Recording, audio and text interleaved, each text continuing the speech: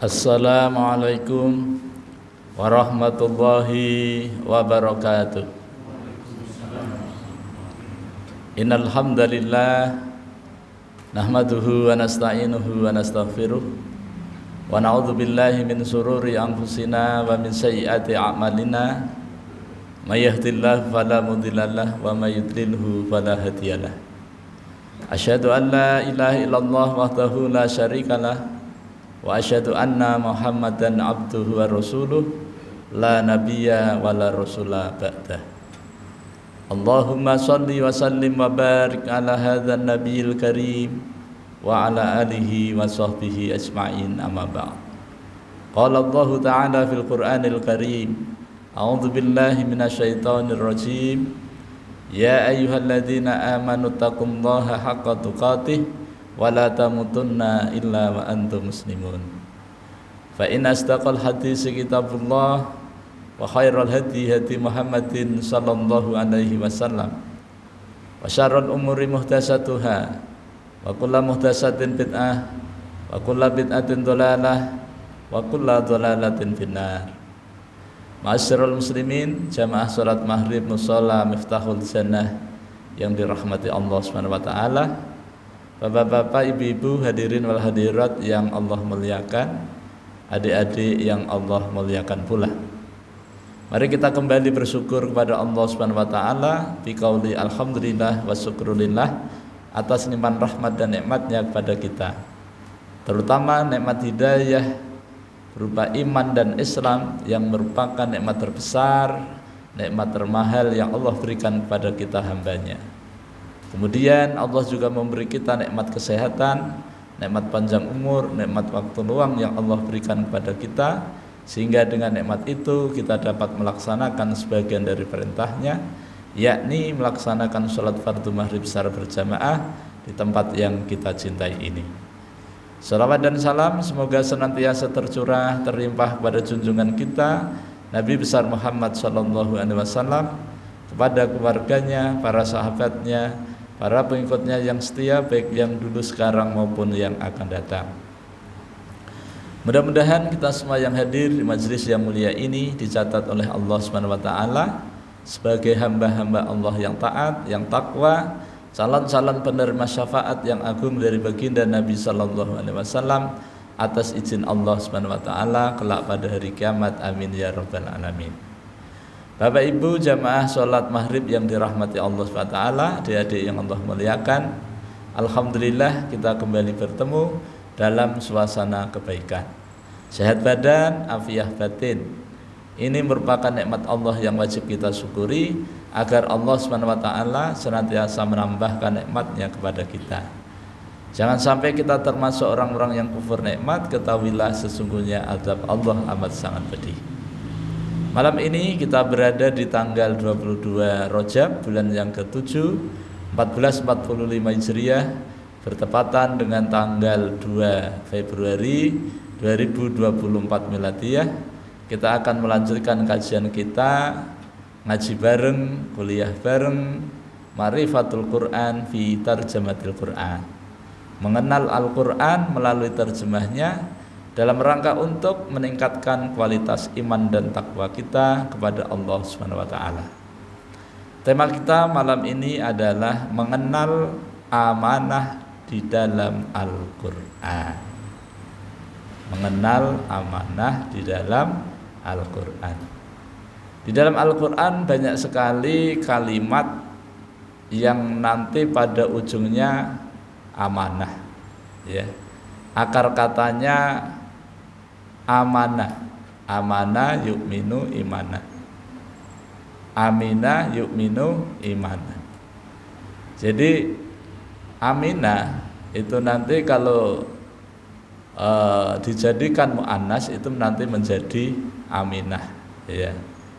Kalau amanah jadi amanah, ya.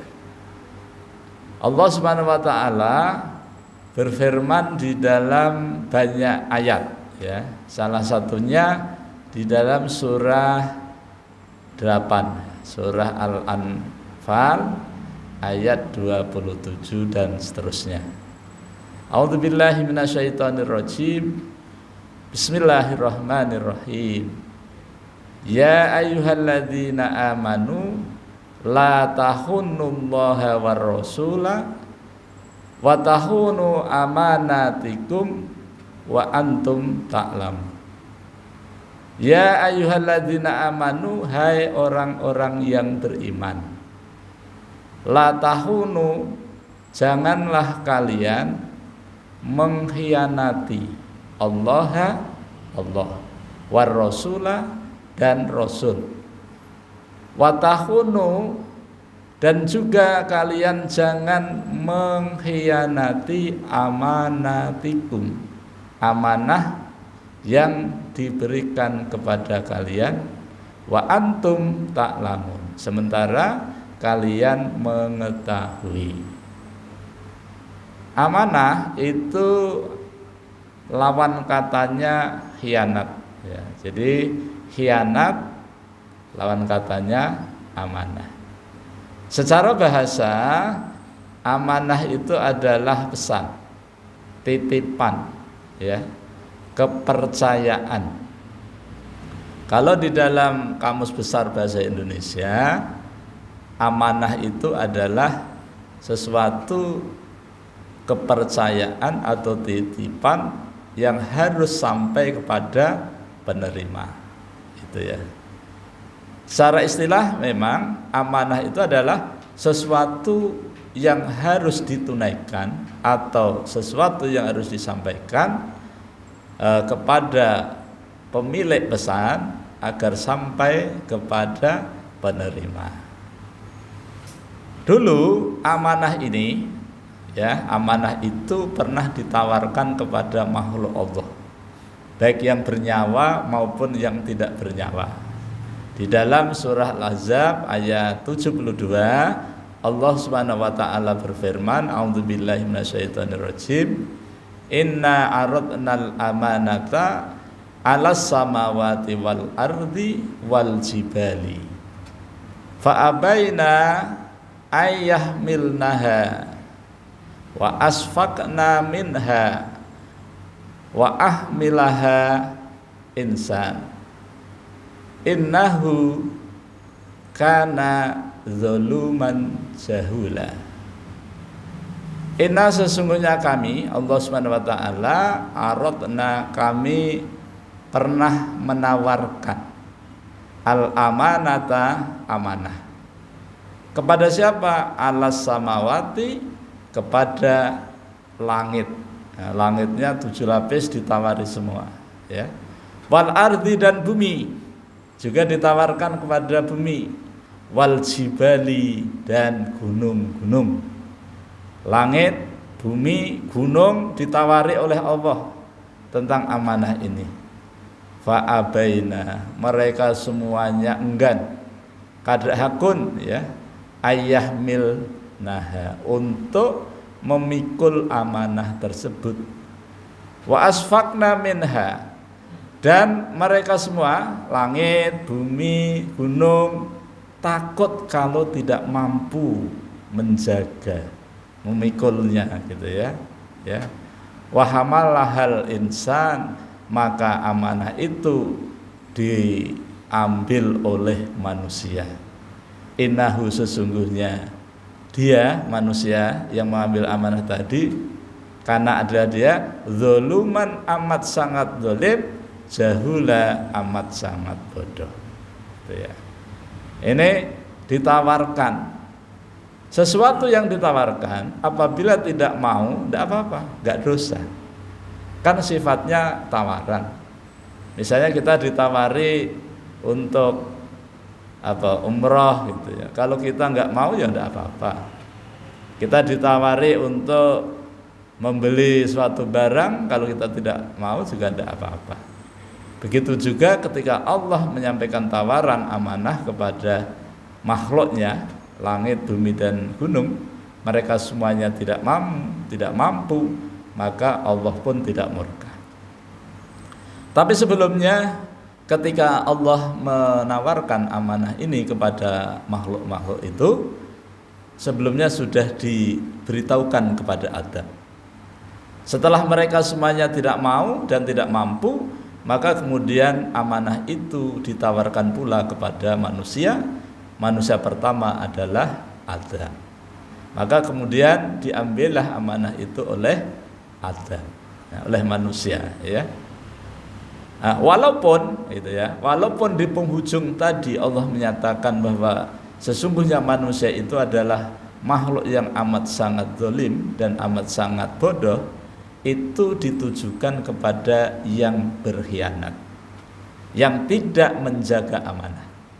Bagi yang mampu dan bisa menjaga amanah tersebut, amanah atau pesan itu sampai kepada penerima sesuai dengan tujuan daripada yang mengirim pesan, maka dia termasuk orang amanah dan akan mendapatkan balasan surga. Pokoknya kalau amanah surga, kalau tidak atau berkhianat makanya neraka, gitu ya. Nah, kemudian amanah tadi itu macamnya banyak. Yang pertama ada amanah dalam bentuk tauhid, ya. Amanah yang pertama itu tauhid. Di mana Allah Subhanahu wa taala pada surah Al-A'raf potongan ayat sebelum roh ditiupkan kepada janin itu Allah Subhanahu wa taala menanyakan kepada para roh, alastu birabbikum qalu bala syahidna, bukankah aku ini Tuhan kalian? Kata Allah kepada para roh qalu bala, mereka semuanya menjawab bala, betul, syahidna, kami semua menyaksikan. Nah, pada saat itu terjadi transaksi antara hamba Allah dengan Allah SWT. Nah, karena sudah ada kata sepakat itu, maka disitulah yang disebut dengan amanah yang pertama, disebut dengan amanah tauhid, kalimah la ilaha illallah Muhammadur Rasulullah. Kemudian ketika lahir ke muka bumi, dewasa, balik, kemudian dituangkan lagi dalam bentuk dua kalimat syahadat, yaitu asyhadu alla ilaha illallah wa asyhadu anna Muhammadar Rasulullah. Nah, inilah amanah yang pertama. Makanya amanah itu selalu dikaitkan dengan masalah iman, ya, iman. Jadi iman itulah amanah yang pertama yang dititipkan Allah kepada kita. Dan pada saat itu kita semuanya sudah sepakat. Kalau toh hari ini kita lupa akan kesepakatan itu, maka Allah ingatkan kembali di dalam Al-Quran surah Al-A'raf ayat 172. Bapak-bapak, ibu-ibu, hadirin wa hadirat yang dirahmati Allah SWT, adik-adik yang Allah muliakan. Kemudian yang kedua, setelah amanah itu diterima oleh manusia, ya, tentang iman tadi, kebanyakan dari manusia itu berkhianat, ya, nggak ingat gitu.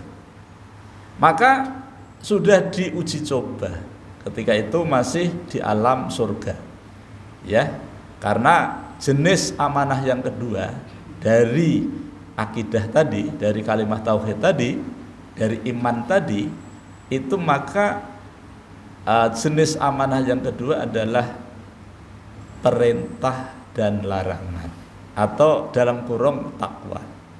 Jadi amanah yang kedua adalah amanah takwa, yaitu adanya perintah dan larangan. Maka Adam ketika itu diperintahkan oleh Allah Subhanahu wa taala untuk mengajar kepada para malaikat. Ketika para malaikat disuruh oleh Allah untuk menyebutkan nama-nama benda, ternyata para malaikat tidak bisa. Kemudian Allah berfirman kepada Adam agar Adam mengajari para malaikat. Maka kemudian Adam melaksanakan. Itu adalah perintah pertama yang Allah sampaikan kepada Adam dan dilaksanakan. Kemudian para malaikat juga penuh semangat dalam belajar mengenal nama-nama benda itu, dan para malaikat bisa semuanya, ya kan? Maka kemudian para malaikat disuruh bersujud kepada Adam sebagai bentuk rasa terima kasih kepada Adam. Tapi di sini Ini adalah bentuk ketaatan para malaikat kepada Allah, karena Allah menyuruh. Jadi kalau Allah menyuruh, disuruh apapun kita mesti taat, ya. Disuruh sujud kepada Adam, ya sujud, nggak usah bantah, nggak seperti iblis. Kalau iblis kan abah, enggan, ya. Tidak hanya enggan, wastakbara wa kana minal kafirin. Dan iblis termasuk orang-orang yang sombong dan termasuk orang-orang yang kafir.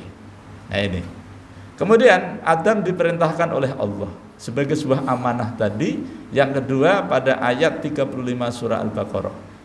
Wa qulna ya Adam uskun anta wa zaujukal jannata wa kula minha raghadan haitsu syi'tuma wa la taqrabu hadhihi syajarata fatakuna minadh dhalimin. Dan ingatlah ketika Tuhanmu berfirman kepada Adam, wahai Adam, tinggallah kamu di surga dan istrimu, pasanganmu, gitu ya. Dan makanlah kalian berdua apa yang ada di surga ini sesuai dengan apa yang kamu suka, ya. Kemudian aku berpesan kepadamu sebagai amanah larangan, yaitu wala taqrabu, dan janganlah kalian berdua mendekati pohon ini, gitu ya. Apabila ini dilanggar, maka kalian termasuk orang-orang yang menganiaya diri atau orang-orang yang zalim. Nah, di sini Adam diperintah oleh Allah semuanya lulus. Nilainya komplot, ya. Sempurna. Tapi ketika Adam diperintah oleh Allah untuk meninggalkan sesuatu, maka Adam tidak lulus. Karena ada pihak ketiga yang membuat Adam dan Hawa tergelincir. Siapa dia? Dia adalah syaitan, bala tentaranya iblis. Dalam ayat 36, fa'azallahuma syaitanu anha fa'ahrajahuma mimma kana fih. Maka ketika kita diberi amanah oleh Allah Subhanahu wa taala dalam bentuk iman, dalam bentuk takwa, agar kita melaksanakan perintah Allah sesuai dengan kesanggupan kita, atau kita disuruh oleh Allah untuk meninggalkan sesuatu yang dilarang, maka cukup kita tinggalkan semuanya. Maka itu kita telah menjaga, memegang amanah, gitu ya. Jadi sampai di sini timbul pertanyaan, apakah kita sudah termasuk amanah atau belum, gitu ya. Kalau misalnya belum, ya mulai malam ini, mulai saat ini kita berubah, ya. Yang tadinya belum amanah ditingkatkan menjadi amanah. Nah, gitu. Nah, yang selanjutnya macam-macam amanah. Ya, tadi ada yang sifatnya rohani, gitu ya. Nah, sekarang yang sifatnya jasmani, yaitu amanah dalam bentuk nikmat, ya. Amanah dalam bentuk nikmat. Ketika kita disuruh kira-kira, ya, untuk menghitung nikmat Allah, bisa dipastikan kita tidak akan mampu menghitungnya. Bukan karena kita tidak pintar, tidak cerdas, bukan, tetapi karena saking banyaknya nikmat Allah, ya. Wa in ta'uddu nikmatallahi la tuhsuha. Apabila kalian ingin mencoba menghitung nikmat Allah, niscaya tidak akan bisa. Karena tidak bisa, enggak usah dicoba, cukup kita syukuri saja. Yaitu kita gunakan nikmat Allah itu untuk ketaatan kita kepada Allah Subhanahu wa taala. Jadi kalau kita taat, ya, berarti kita amanah.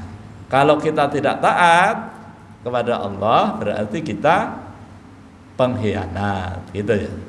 Nah, karena sesuatu itu cuma ada dua, ya, ada baik, ada buruk, ada jauh, ada dekat, ada benar, ada tidak benar, ya.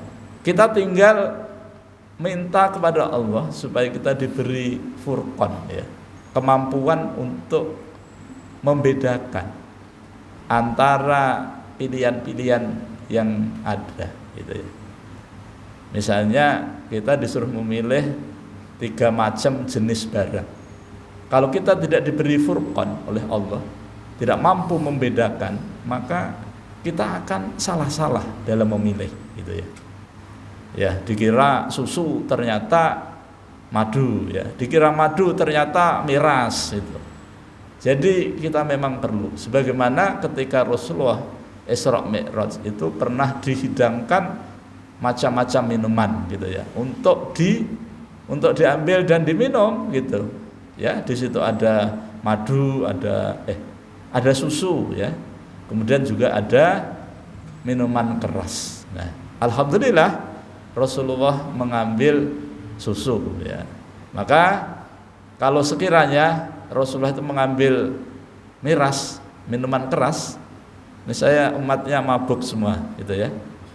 Diambil susu aja masih banyak yang mabuk, kan? Nah, kenapa Rasulullah mengambil susu? Apakah atas kehendaknya? Tidak, karena Allah memberikan furqan kepada Rasulullah. Rasulullah mampu membedakan atas petunjuk Allah Subhanahu wa taala. Kalau kita kaitkan dalam kehidupan kita sehari-hari di dunia ini, kita selalu berhadapan baik buruk, ya. Baik buruk, jauh dekat, pintar kada pintar, gitu kan. Malas rajin, gitu ya. Itu makanya kita mohon kepada Allah supaya kita dikasih kesanggupan untuk menentukan pilihan yang baik dan benar. Termasuk kalau dikaitkan dengan masalah pemilu, ya, ada 3 calon, kita mohon pada Allah, kira-kira calon mana, paslon mana yang sesuai kehendak Allah, ya. Kalau kita tidak dikasih furqan oleh Allah, ya, insya Allah kita akan salah pilih, itu ya. Nah, ada paslon 1, ada paslon 2, paslon 3, semuanya agamanya Islam. Sudah. Semuanya pejabat. Nah, semuanya laki-laki. Nah, ya kalau kan bingung gitu. Itu dari segi yang pertama. Dari segi yang kedua, ketaatannya para paslon kepada Allah bagaimana? Harus kita lihat, ya kan? Sifat amanahnya, gitu ya. Ketika dikasih amanah dari 3 paslon itu, mana yang paling mendekati, ya, terhadap nilai-nilai amanah di dalam Al-Quran. Nah, kalau kita ditunjukkan oleh Allah, oh paslon 1 itu yang mendekati, ya, kita dimudahkan untuk menyoblos, gitu ya. Makanya kita tidak dianjurkan untuk menyoblos 3-tiganya. Karena apa? Karena akan rusak. Jadi dalam pemilihan itu yang pantas dan benar untuk dicoblos adalah 1 saja. Itu menurut ijma ulama, ya. Ulama yang mana ini? Ulama yang paham Quran. Karena ada juga ulamanya kada paham, ya, kabur melihat duit, nah, gitu. Tapi kalau ulamanya itu yang paham Quran, tahu persis lah, ya kan? Karena nanti di ayat 28 itu Allah kasih tahu, ya kan? Wa'lamu annama amwalukum wa auladukum fitnah. Ketahuilah ulama-ulama, gitu ya, yang mau menentukan sikap, itu ya. Kalau kamu mengedepankan harta, sesungguhnya harta itu adalah ujian, cobaan, ya. Baik ataupun banyak ataupun sedikit, itu tetap ujian. Kalau kamu mengandalkan anak-anak kalian yang kalian percaya, yang kalian anggap benar, mampu meneruskan perjuangan estafet orang tua, enggak juga, ya. Kalau itu dilakukan tanpa nilai-nilai kebenaran, nah, itu. Nah, tapi bagi kita, ya, para ulama yang paham Al-Quran itu akan menentukan sikapnya sesuai dengan Quran dan Sunnah. Bagaimana kita bisa melihat kalau itu sesuai dengan Quran dan Sunnah? Maka di dalam Munas Tarjih Muhammadiyah tahun 2023 itu ada 7 kriteria kepemimpinan yang mesti kita dukung, gitu ya. Dari 7 itu, yang pertama memiliki integritas. Integritas itu begini, apa yang dipikirkan sama dengan yang dikatakan. Apa yang dikatakan sama dengan apa yang dilakukan. Apa yang dilakukan sesuai dengan konstitusi. Nah, gitu. Itu integritas. Nah, dari tiga-tiganya paslon ini, mana yang integritasnya tinggi? Semuanya punya integritas, tapi mana yang low, mana yang high, mana yang middle gitu ya. Nah, menurut Ijma itu pengamatan orang yang paham Quran itu paslon nomor 1. Itu secara integritas. Jadi dilihat rekam jejaknya, gagasan-gagasannya, bukti karyanya yang bisa dilihat, yang bisa dirasakan, dan itu disaksikan oleh banyak orang, bukan 1-2 orang. Dan itu dinyatakan dalam momen-momen terbuka, gitu ya. Jadi bisa dibuktikan. Nah, itu integritas. Yang kedua itu merakyat. Jadi pemimpin yang mesti kita dukung itu adalah merakyat. Nah, dari pilihan-pilihan yang ada, para calon yang ada ini, mana yang memiliki sikap merakyat, ya, dekat dengan rakyat, ya. Rakyatnya juga dekat gitu. Dia juga dekat. Gitu. Misalnya kalau misalnya Pak Haji Hasbullah itu jadi lurah gitu ya, jadi lurah, kemudian Pak Haji ini dekat sama warganya, sama rakyatnya, ya. Dekat bukan karena sembako, bukan, dekat karena ya kedekatan tadi gitu. Rakyatnya mengakui gitu. Suka berkunjung gitu ya. Empatinya tinggi gitu. Nah, itu kriteria yang kedua. Yang ketiga, kriteria seorang pemimpin yang cocok untuk kita dukung itu adalah memiliki visi ke depan gitu, visioner. Jadi punya pemikiran jauh ke depan, bagaimana membuat Indonesia emas tahun 2045 ini, persiapan apa, roadmap seperti apa yang akan dikembangkan. Dia sudah mampu berpikir jauh, apa yang harus disiapkan gitu ya. Jadi memiliki visi ke depan. Nah, orang yang memiliki visi ke depan itu tidak mudah menjual pulau, tidak mudah menerima investor yang tidak jelas. Ya, kenapa? Kalau investor itu tidak menguntungkan, tidak memberikan hasil kepada rakyat, maka itu bukan investor. Kata pakar ekonomi, ya, itu penjajah. Jadi ada investor menanamkan investasinya di Indonesia misalnya, tetapi tidak memberikan manfaat kepada rakyat Indonesia, itu bukan investor, tapi penjajah dan wajib diperangi. Nah, gitu ya. Itu menurut pakar gitu ya.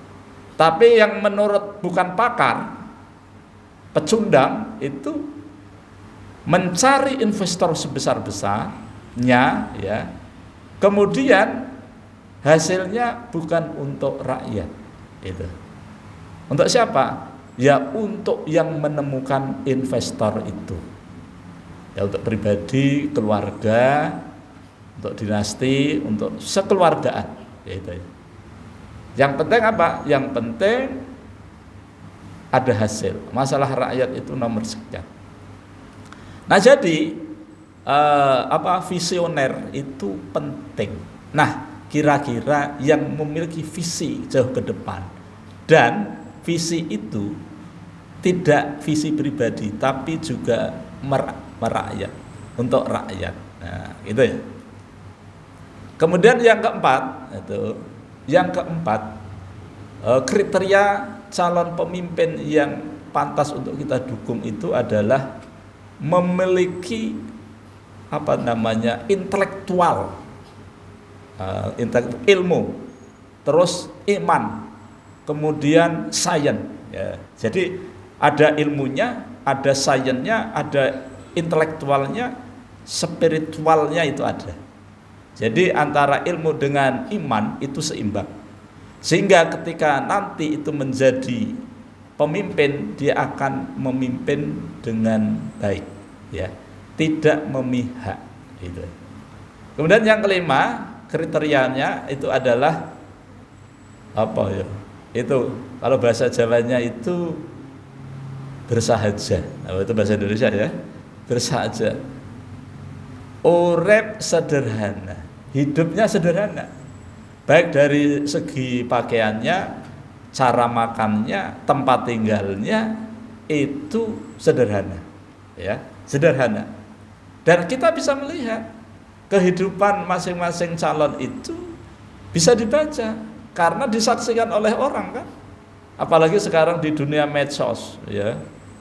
Dunia medsos itu sudah sekecil apapun para pejabat itu melakukan sesuatu itu sudah langsung diekspos gitu. Nah, itu ya. Tadi yang keberapa ya? Kelima ya. Nah, yang duanya ini nanti tanya Pak Asbah ya. Karena waktu profesor itu menyampaikan malah baru 4, yang 3 ketinggalan. Nah, gitu kan. Ya. Tapi minimal dari 5 itu kita bisa menilai lah, bisa menilai. Nah, kemudian ini dari Cirebon ya, dari Majelis Taklim di Cirebon juga memberikan kriteria. Dari 5 kriteria itu salah satunya yang agak beda itu adalah jadi seorang pemimpin itu dilihat dari latar belakang. Latar belakangnya itu misalnya nasabnya, keturunan siapa, bapaknya siapa, ibunya siapa. Jadi itu penting ternyata, ya kan? Dan itu sunnah memang. Kenapa Rasulullah itu banyak orang yang tidak percaya tentang kerasulan itu sampai sekarang? Itu karena mereka tidak mampu membaca nasabnya beliau. Tapi bagi orang yang mampu membaca nasabnya beliau, maka yang tadinya kafir menjadi muslim. Ya, Muhammad bin Abdullah bin Abdul Muthalib bin Hasim bin sampai Nabi Adam. Banyak sekali kan? Jelas. Lahirnya di mana? Di Mekah. Siapa bapaknya? Abdullah. Siapa ibunya? Aminah. Di Mekahnya di mana? Sebelahnya Baitullah. Terus sekarang di mana? Oh, sekarang sudah wafat. Mana kuburnya? Di Madinah. Di samping masjid itu ya. Sampingnya Raudhah itu. Dijaga oleh laskar supaya orang enggak memuja-muja menjadikan Tuhan. Jelas Muhammad Rasulullahnya jelas. Kenapa? Allah yang memilih. Nah, pemimpin-pemimpin kita sekarang ini kan pilihan rakyat, bukan pilihan Allah. Tapi Allah tetap mengizinkan walaupun Allah belum tentu meridhoi. Karena Allah yang akan mengangkat, Allah pula yang akan menjatuhkan. Bapak-bapak, ibu-ibu, hadirin wal hadirat yang dirahmati Allah SWT, kita juga perlu tahu latar belakang masing-masing calon pemimpin atau latar belakang pemimpin yang sekarang masih aktif gitu ya. Sebab kalau kita tidak tahu latar belakangnya, kita tidak bisa mengambil atau merumuskan sesuatu, tidak bisa mengambil kesimpulan. Kita sekolah ya, kuliah itu kalau membuat skripsi gitu, tesis atau disertasi, itu latar belakang itu pasti wajib. Bikin karya tulis gak ada latar belakang itu jamin gak lulus, kecuali diluluskan. Nah, dari latar belakang itu ada rumusan masalah, persoalan-persoalannya yang akan dicari solusinya, ada pemecahan masalahnya gitu. Lalu diadakan penelitian sesuai dengan metode yang diambil. Nah, sumbernya di mana, kepada siapa, lalu disimpulkan. Begitu juga, jangan sampai salah gitu ya, menentukan pemimpin palsu. Nah, itu nggak boleh, itu ke depan itu. Sekarang itu harus terbuka. Saya ini punya teman itu tim Ya saya satu komunitas dengan tim itu ya, pengacara yang di Jakarta itu tentang ijazah. Sudah 4 bulan. Ya, saya kan selalu dikasih tahu. Kok enggak tuntas-tuntas? Ya memang enggak dituntaskan.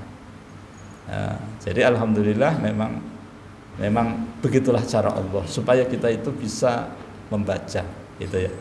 Jadi ke depan kita itu supaya selektif dalam memilih pemimpin.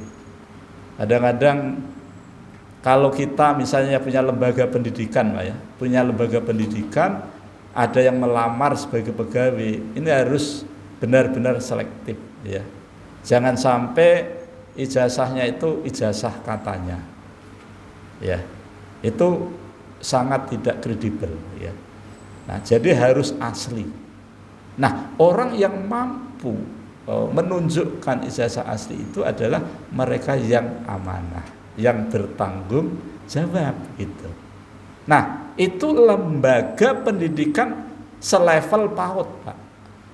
Belum lagi kalau SD, belum lagi kalau SMP, SMA, apalagi perguruan tinggi. Bapak Ibu bisa membayangkan kalau sekiranya kita punya rektor, ijazahnya palsu, apa kata dunia? Itu yang berbicara siapa? Quran, Pak, bukan orang. Quran. Bapak Ibu buka surah Al-An'am ayat 122, 123. Ya, wa kadzalika ja'alna fi kulli qaryatin akabira mujrimiha. Jadi yang demikian itu aku jadikan di setiap kampung, negeri, negara gitu ya, adalah seorang pembesar yang pembesar itu tugasnya apa? Mujrimiha, membuat dosa, ahli dosa. Untuk apa? Liyam kurufiha, untuk berbuat tipu daya, berbuat makar fiha, di dalam kampung itu, di dalam negeri itu ya. Wa mayam kuruna illa bi anfusihim wa mayasurun. Kata Allah, mereka tidak akan mampu membuat tipu daya, membuat kerusakan di negeri itu ya, akan tetapi mereka merusak diri mereka sendiri, akan tetapi mereka tidak menyadari. Semua yang terjadi di negeri ini, di dunia ini, di Quran dikatakan. Walaupun di situ itu yang dimaksud adalah Abu Jahal, Abu Lahab, abu-abu yang lain. Karena menurut kajian tafsir, apabila dalam peristiwa di Quran tidak disebutkan nama aslinya, itu akan selalu terjadi di setiap generasi. Nah, kondisi kita seperti ini itu sudah sesuai dengan Quran. Skenarionya Allah. Ada orang juga bilang gini, kalau sekiranya Nabi Adam itu tidak melanggar lah, kita enak ya, kita di surga gitu ya. Kita kan? Musa aja marah kok. Gara-gara kamu itu saya jadi terlunta-lunta di muka bumi gitu. Nah, kalau kamu tidak, itu kan saking jengkelnya gitu. Kata Adam, orang tua sabar, Musa, kamu itu kan kalimullah, orang yang diajak bicara langsung dengan Allah. Sampai saya melakukan seperti ini sesuai dengan skenario. Itu. Insya Allah ini kan amanahnya belum. Karena amanah itu banyak, jadi insya Allah kita bagi-bagi. Jadi nanti part 1 atau part dan seterusnya gitu. Bapak-bapak, ibu-ibu, hadirin dan hadirat yang dirahmati Allah SWT, mungkin ini yang dapat ulun sampaikan. Mudah-mudahan Allah SWT senantiasa merahmati dan meridai kita semua. Ulun mohon maaf pasti banyak kelirunya, banyak salahnya dalam mendampingi kajian ini. Ulun berharap mudah-mudahan kita diberikan furqan oleh Allah SWT, sehingga kita diberikan kesanggupan, kemampuan untuk memilih pemimpin kita, pemimpin yang mau mengadakan perubahan, pemimpin yang bisa mengadakan nilai-nilai keadilan, pemimpin yang taat kepada Allah dan Rasulnya, dan pemimpin yang sederhana. Kita tutup dengan baca hamdalah dan doa kafaratul majlis. Alhamdulillahirabbil alamin. Subhanakallahumma wa bihamdika asyhadu an la ilaha illa anta astaghfiruka wa atubu ilaik. Wal afu minkum. Assalamualaikum warahmatullahi wabarakatuh.